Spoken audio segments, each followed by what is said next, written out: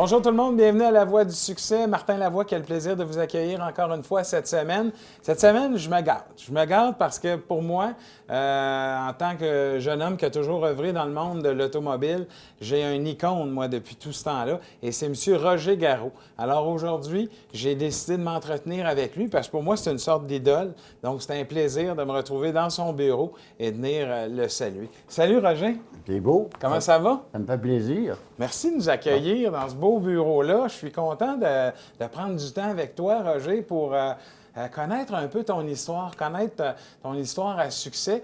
Mais avant de parler de business, puis de char, puis de tout ça, je veux en savoir un peu plus sur toi. J'ai toujours pensé que tu étais né à la corne, puis je pense que je faisais fausse route. C'est bien ça? Je suis né à Bathurst, Nouveau-Brunswick. Chemin de Maramichi, c'était une banlieue de Bathurst. Je suis né le 20 mars 36, ça fait 83 ans. Hey! Et puis, on avait une petite ferme, là, avec mon père, puis il y a 3 enfants. C'est moi qui... C'était ma sœur Jacqueline qui était la plus vieille, moi le deuxième, puis ma petite sœur Blanche avait 1 mois quand on a décidé de descendre à Val-d'Or. OK. Mon père a entendu parler que c'était le Clandaille à Val-d'Or. Ça a été moins le Clandaille qu'on a pensé. Mais on est parti en auto. Mon père a tout vendu ce qu'il y avait là-bas, puis il s'est acheté une vieille automobile. Puis on est parti de Bathurst. Puis dans ce temps-là, pour se rendre à Val-d'Or, ça prenait du temps. Parce qu'il fallait passer sur le pont Hors-Cartier, passer par l'Ontario, puis arriver par Nord-Bay, parce qu'il n'y avait pas de route. OK. Le parc La Vérandrie n'était pas ouvert. J'ai toujours dit, si on avait fait le même chemin, puis on aurait monté vers les États-Unis, on serait réveillé dans les États-Unis, à Melter Beach, puis on aurait eu moins frais, pas mal dans la vie. Finalement, on est arrivé à Val-d'Or. Le Clandaille était moins bon, parce que mon père, il pensait travailler dans les mines. Puis les mines, ça marchait dans ce temps-là, en 1940. C'était en 40. OK. Puis il arrive aux portes des mines, il y avait un paquet de monde qui attendait pour une job. Puis le boss à la galerie, il en choisissait un. Bien, mon père est tout petit, puis personne ne le voyait. Fait qu'il n'a pas eu de job. Fait qu'on a eu de la misère, un peu. On a eu de la misère à Val-d'Or. On a mené à bout, mon père a trouvé des petits jobs, puis on a mené à bout. Parce qu'on a même tenté, le terrain ici, j'avais quasiment choisi mon terrain en 40 ici, là. Ah oui? Dans mon emplacement. On a resté, il y en a une tente, là, un bout de temps. On était la plus jeune, 1 mois, on l'a laissé à sa sœur, mon père, elle n'était pas avec nous autres. OK. Puis on a été arrachés, elle avait 7 ans ou 6 Ah, ans. OK, OK. Fait que c'est une longue histoire. Mais finalement, à Val-d'Or, c'était bien. On avait loué un petit loyer. Puis, je dis tout le temps que c'est ici qu'on aurait dû rester, on avait une maison, un loyer, il y avait de l'électricité dedans ça, puis il y avait des toilettes, puis il y avait de l'eau, puis on était près des écoles, pas de tout. Mais c'est pas ça qui est arrivé. Fait que mon père a eu des offres que le gouvernement donnait des terres. OK. Ça fait que mon père, il dit là, on va déménager, on a une terre pour nous autres qui est près à La Corne. Je me souviens, mais c'était hier, comment je n'étais pas vieux. On a remboursé le peu de ménage qu'on avait, puis on est parti pour La Corne. Je me souviens, dans le bassin, partout, c'était de la boîte, les chevets, c'était de la boîte, avec des chevaux, puis une grosse wagon avec des grosses roues.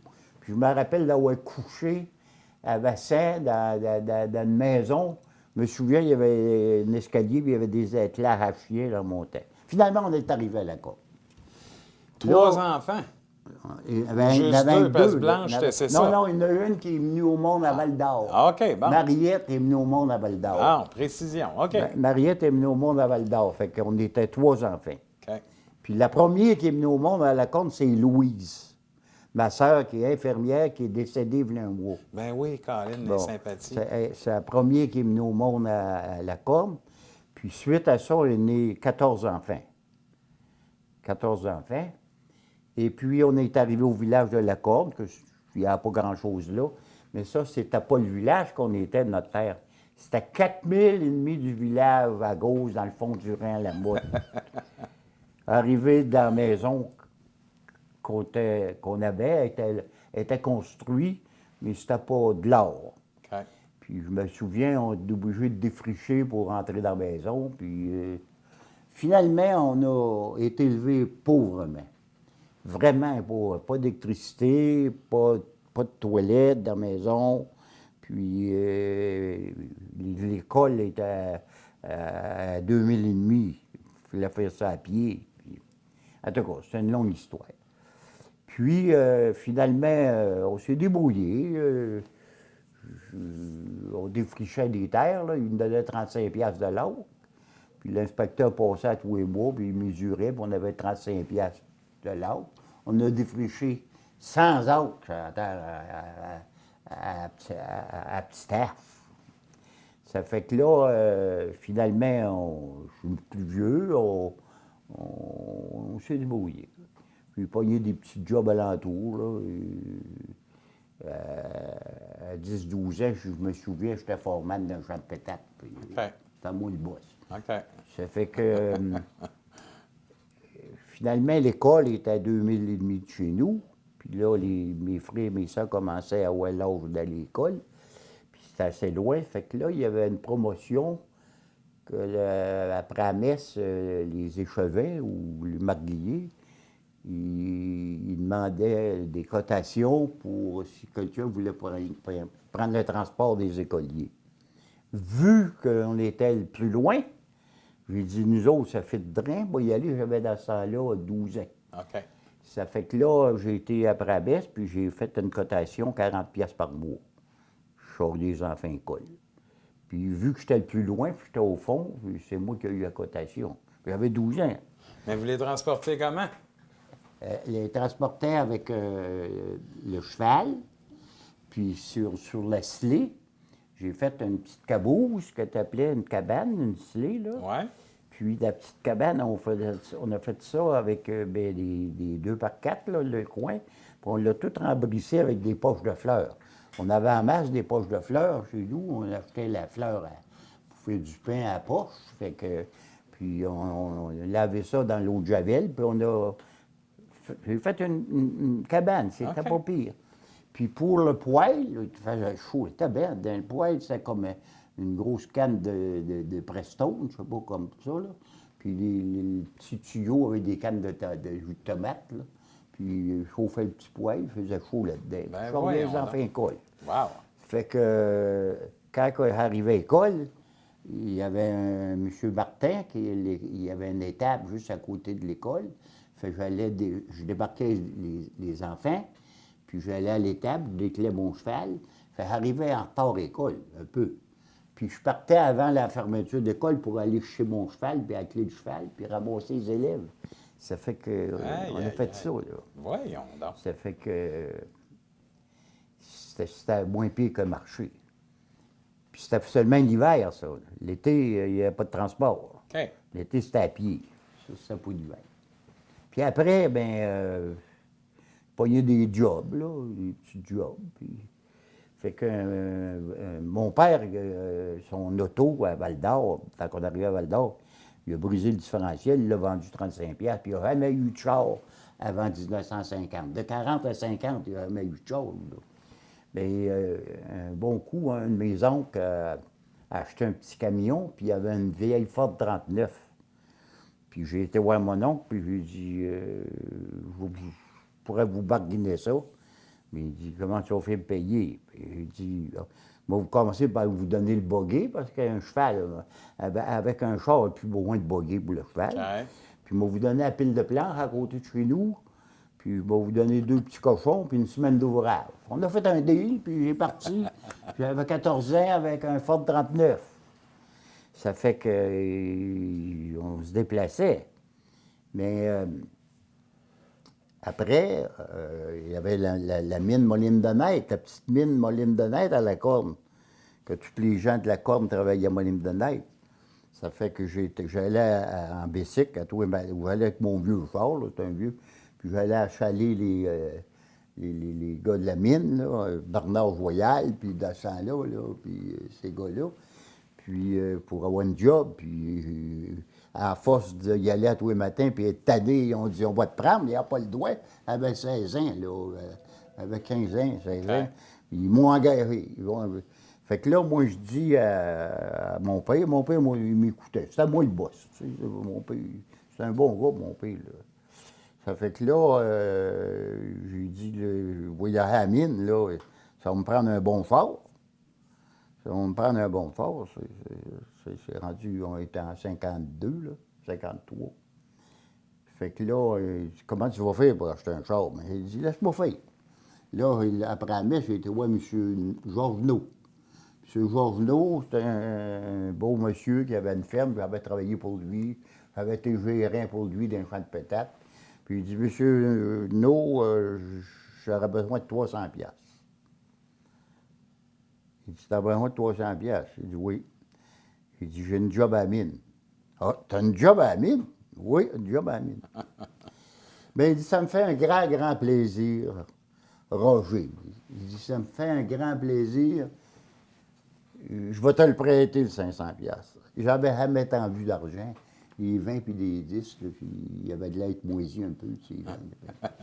Fait que là, j'ai 500 piastres dans mes poches, moi, là. Puis il dit, moi, vous remettre ça le plus vite possible pour travailler à la mine. Fait que là, on monte à Val-d'Or. Un lundi matin, ben de bonne heure, je travaillais le soir à la mine, de nuit. Ça fait que on commençait à faire le tour des garages à Val-d'Or. On connaissait rien, là. Fait que finalement, j'ai acheté un Dodge pick-up 53, flambant neuf, pour 1650 $. Financé avec Industriel Acceptance. Dans ce temps-là, il y avait Industriel Acceptance, puis il y avait Traders Finance, puis c'était un gros taux d'intérêt. Bien, le monde ne regardait pas le taux. C'était pas des gros montants, mais finalement, j'ai acheté le camion. Il me semble que c'est 1500 piastres, 15 ou 1600 piastres. Mais là, pour mon 500 piastres, bien là, il a fallu aller licencier le troc, puis l'assurer, puis de toute façon, dépenser le 500 piastres, puis parti que le troc. Puis vous l'avez repayé comment? Fait que là, il n'est pas fini. Bien, votre monsieur, vous ne l'avez pas oublié, lui, là. Il vous a prêté ça. C'est pas d'intérêt, bel arrangement? Ah, peut-être, oui, l'intérêt, mais un peu, là. Mais de toute façon, je savais que je remettrais dans pas grand temps. Ça fait que là, quand on s'en vient à la corde, puis ça pressait un peu parce que je travaillais à 7 heures. Ça fait que là, en m'en allant, mon père est dans le coin, puis il avait de l'air d'être piteux, puis il avait de l'air d'avoir de la peine à esti. Il dit, ce qu'il y a? Il dit, là, il dit, je me fiais sur le plus vieux de la famille pour nous aider. Mais là, c'est impossible. Tu dois 500 piastres au Père d'eau, 80 piastres par mois de paiement sur le pick-up. Il dit, ça n'a pas de bon sens. Il dit, père, j'ai dit, moi, je n'ai pas besoin de ma paye de mine, mais hey, ma paye m'a signé, moi, va la donner. Parce qu'avec un pick-up de même, là, ma vie est gagnée au coton. M'a gagné de l'argent, pas mal plus qu'à la mine. Je me passais tout dans la tête. Ça devient un autre plan de match. C'est un autre plan de match. Là, j'arrive au village, à la corne, chez Dubé, un petit garage. J'arrête là, je me colle au teint. Je m'envoie à M. Dubé. J'ai dit, je pourrais-tu avoir du gaz, puis payer une fois par mois? Il dit, où tu as pris ça, ce pick-up-là? J'ai dit, j'ai acheté ça, j'ai acheté ça. Mais il dit, s'il y a un gars qui était assez innocent, parce qu'il nous connaissait, les pauvres, là, le fond du Rhin, là. S'il était assez innocent pour te vendre un pick-up de ce prix-là, je vais te vendre du gaz. Puis je vais payer une fois par mois. Je commence à m'endetter pas mal. Fait que là, je m'en vais chez nous. Ma mère avait fait mon lunch. Puis là, on est parti pour la mine. Puis avant d'aller à la mine, il y avait un magasin, La Bonté, puis on allait s'habiller mineur. Puis je faisais ça, ça paye, là. Je me suis tout bien habillé avec des sous de robeur, puis un chapeau dur, puis toute la patate. Ça fait que là, en consigne encore, je charge ça. pas d'argent. Ça fait que là, j'arrive à la mine, puis j'arrivais un petit peu vers monter un peu, puis là, il y arrivait des gens dans le fond du rang, alentour dans mon rang jusqu'au village. Puis là, je les voyais arriver 2 d'un char, puis 3 d'un autre char, puis ça fait que là, il dit au gars, il dit, moi, je reste au fond, vous me connaissez? Il dit, ah oui. Mais il dit, moi, un beau petit pick-up l'an vendu, là. Puis venez voir ça, il y a une belle boîte, là-dessus en plywood. Puis il y avait une belle chaufferette dans le coin, puis une lumière, puis des beaux sièges de machine. Parce que mon camion que j'avais acheté, il y avait déjà un gars qui l'avait acheté, il y avait 2-3 000. OK. Puis il était tout organisé.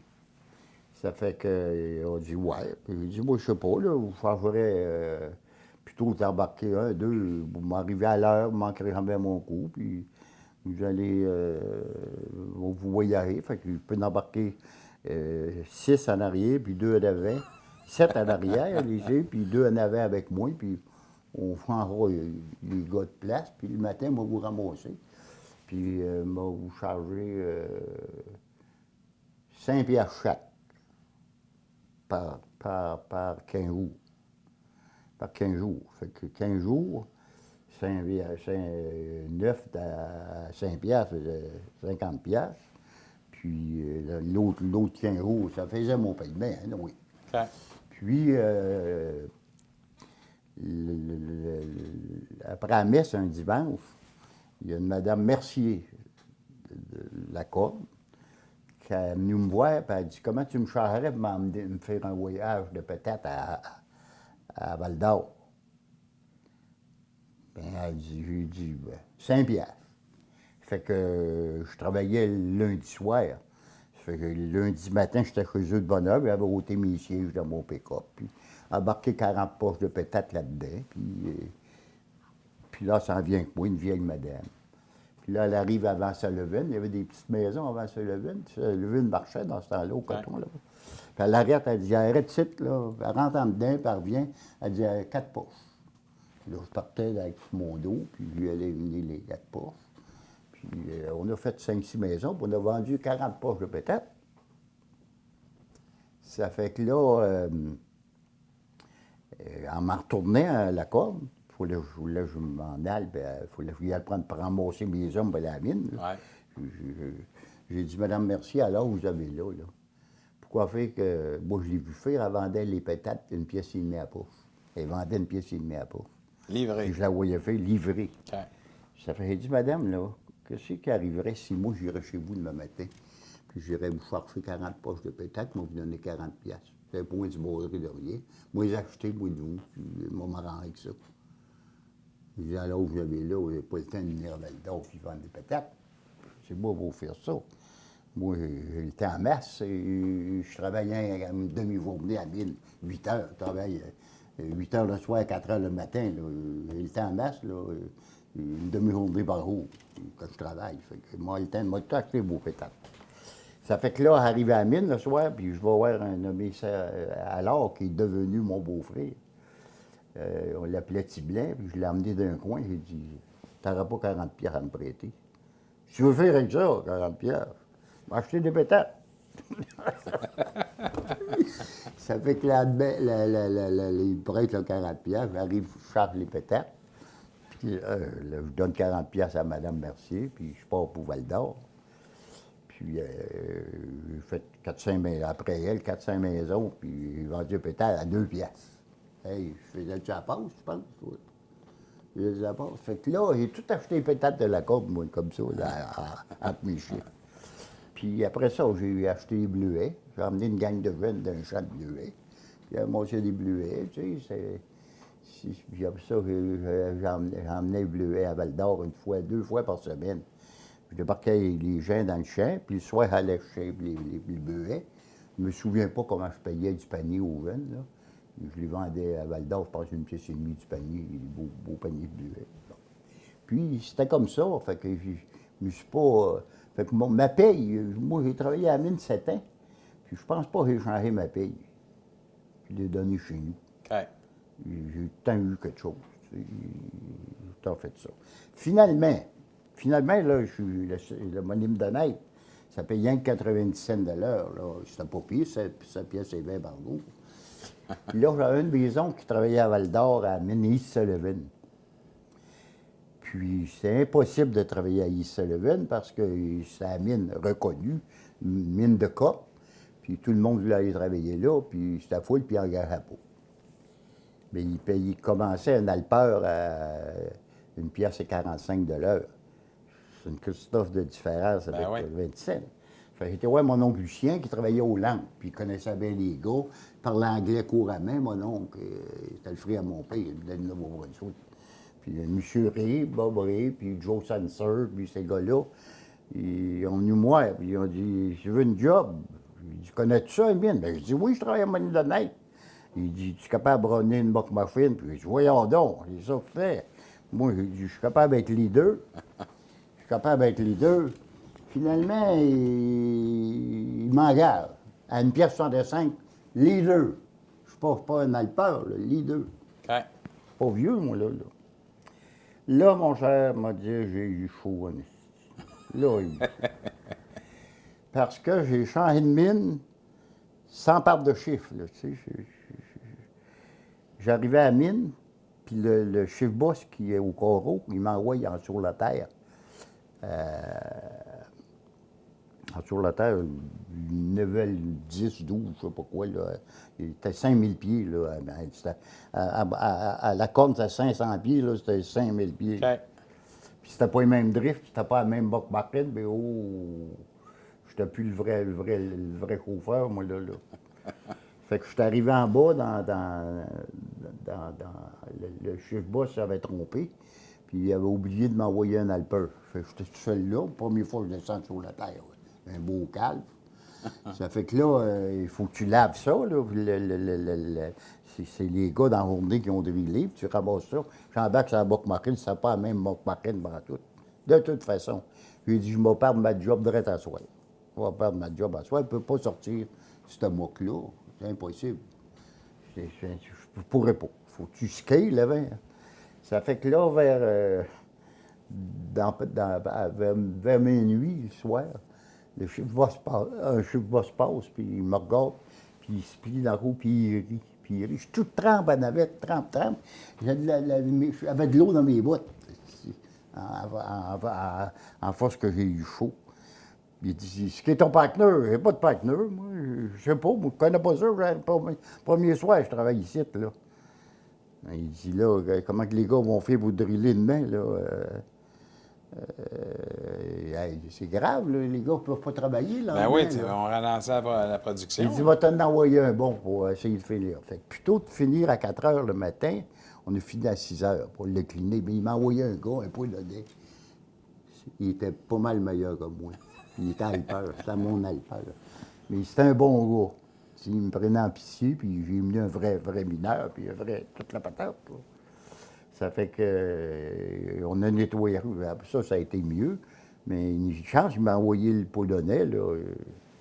Fait que vous avez fait 7 ans à Mine de la Corne, puis après ça, non, il se levait? j'ai travaillé en tout 6 ans à Mine. OK. J'ai travaillé 3 ans, puis 3 ans. OK. 6 ans et demi, là. 6 ans et demi. OK. Mais là, à Mine, moi, là, je m'en viens rester. Je reste pas chez nous, moi, là. Ça me prend une place pour rester. Ben oui. Ça fait que je monte debout sur un banc, puis je dis au gars, y a-tu quelqu'un qui aurait une chambre chez eux à rien faire? Fait qu'il y a un monsieur Adrien Rioux qui vient moi, qui travaillait là. Il dit, moi, il dit, je viens d'avoir, je suis seul avec ma femme, je viens d'avoir un petit bébé, elle a 1 mois. J'ai une chambre, si tu veux venir voir ça demain avec ma femme, Alice. Je mets les blocs des vétérans, flambant-neuf, 335, 9e rue. Une bonne mémoire, hein? 335. Je passe là souvent, je regarde ça. Fait que là, la femme était fine, puis lui. Puis on dit, ouais, on te garderait.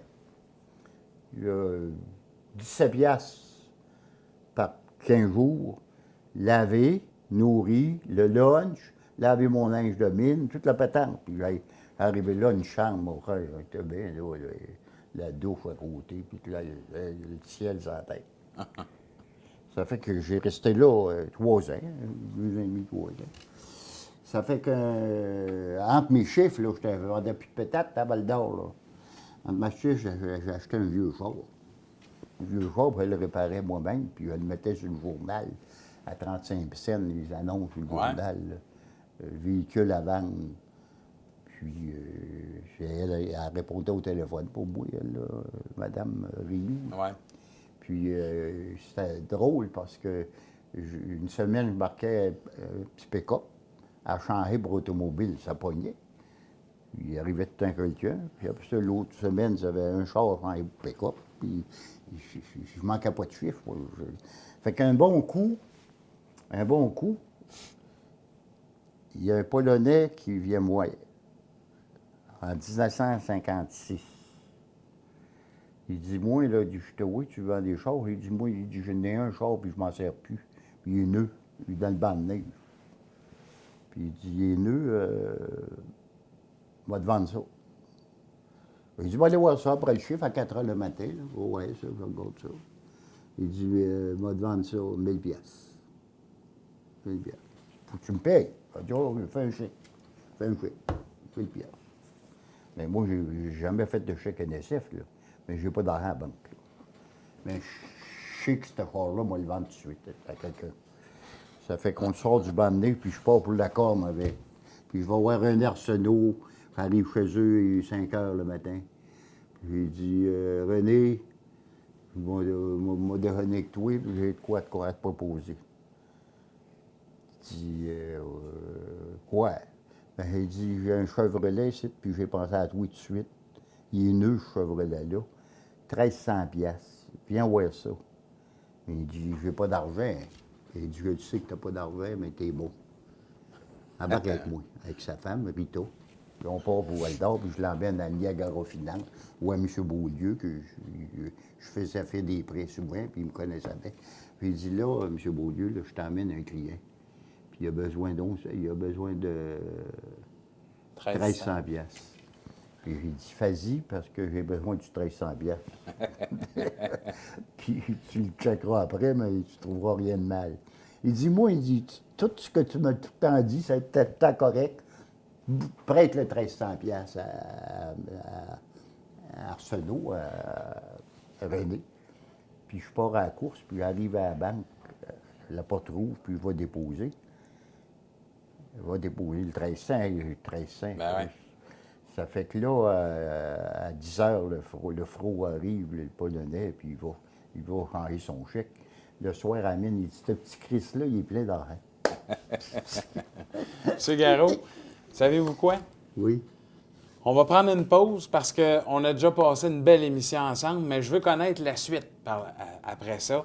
Fait que je vais inviter les gens à regarder la semaine prochaine, parce que la semaine prochaine, on va en savoir plus sur M. Garot, la suite. Comment c'était, comment il a parti son garage, puis comment ça s'est passé. Fait que je vous coupe un peu, puis on reprend ça la semaine prochaine. Voilà, c'était la voie du succès de cette semaine. Un reportage intéressant avec M. Roger Garot. Et la semaine prochaine, c'est la suite pour connaître un peu plus son histoire professionnelle dans le monde de l'automobile.